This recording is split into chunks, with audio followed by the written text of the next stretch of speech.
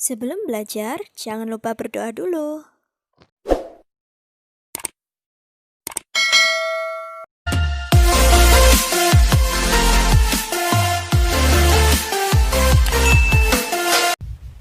Bismillahirrahmanirrahim. Assalamualaikum warahmatullahi wabarakatuh.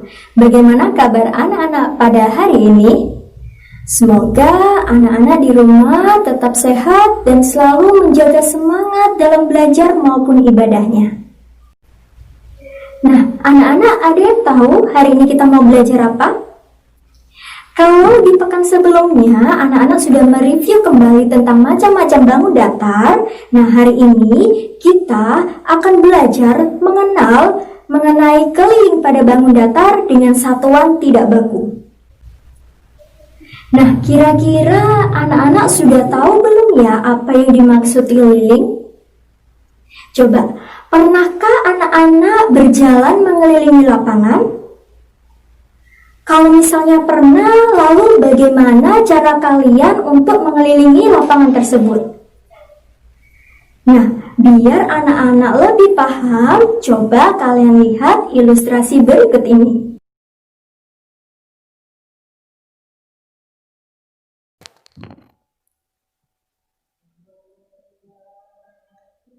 Halo, hari ini Ustazah akan mencoba menunjukkan kepada kalian bagaimana Ustazah berjalan mengelilingi lapangan.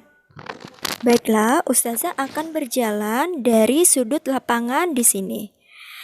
Sambil berjalan, Ustazah juga akan menghitung berapa banyak langkah kaki Ustazah yang digunakan untuk mengelilingi lapangan ini.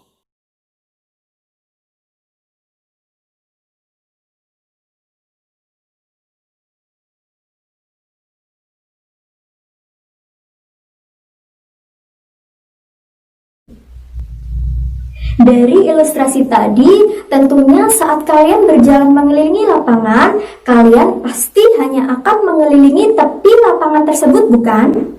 Sehingga keliling dapat diartikan sebagai banyaknya satuan panjang yang digunakan untuk mengukur panjang tepian suatu benda.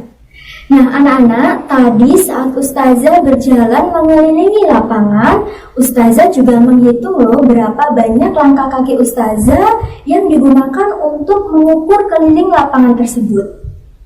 Nah, tahukah kalian, langkah kaki merupakan salah satu satuan tidak baku yang digunakan untuk mengukur keliling.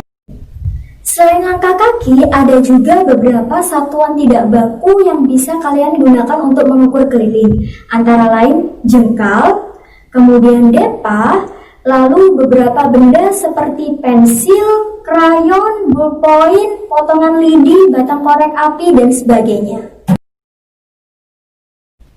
Tahukah kalian kenapa benda-benda tersebut bisa disebut dengan satuan tidak baku? Agar kalian lebih memahaminya, coba kalian perhatikan ilustrasi yang Ustazah berikan berikut ini. Sekarang Ustazah akan mengukur keliling sebuah meja ini menggunakan dua benda yang berbeda, dengan stik dan juga dengan sedotan. Pertama, Ustazah akan mengukur keliling mejanya menggunakan sedotan. Kita letakkan sedotan di tepi-tepi meja sampai dia mengelilingi meja tersebut. Oh ya, kita juga bisa menekuk sedotan seperti ini agar semua bagiannya yang utuh bisa diletakkan di tepi meja.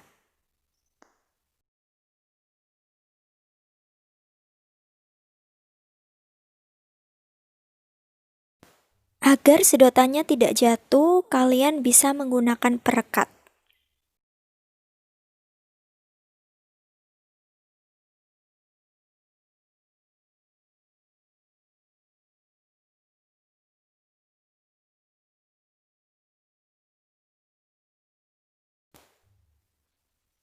Dari sini bisa kita lihat bahwa ada sebanyak 9 sedotan yang digunakan untuk mengukur keliling meja ini. Sehingga keliling meja ini adalah sebanyak 9 sedotan. Sekarang Ustazah akan mencoba mengukur keliling meja ini menggunakan stik.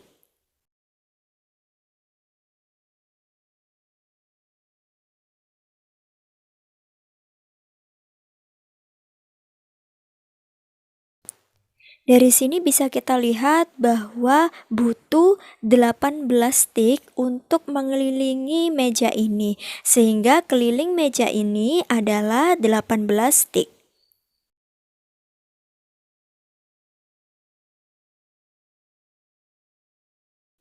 Setelah kita ukur, ternyata hasil pengukuran keliling meja menggunakan sedotan berbeda dengan hasil pengukuran keliling meja menggunakan stick. Panjang keliling meja ini tentu akan berubah-ubah menyesuaikan dengan benda yang digunakan untuk mengukur. Oleh karena itu, sedotan dan stick merupakan contoh satuan tidak baku yang bisa digunakan untuk mengukur keliling. Nah, sampai di sini semoga anak-anak sudah bisa memahami bagaimana konsep keliling dengan satuan tidak baku. Nah, tahukah kalian bahwa konsep keliling yang kita pelajari sangat bermanfaat di kehidupan sehari-hari? Misalnya, jika kita ingin memberi pagar pada halaman rumah atau kebun, maka tentunya kita harus mengetahui keliling halaman atau kebun tersebut agar bisa menentukan panjang pagar yang dibuat.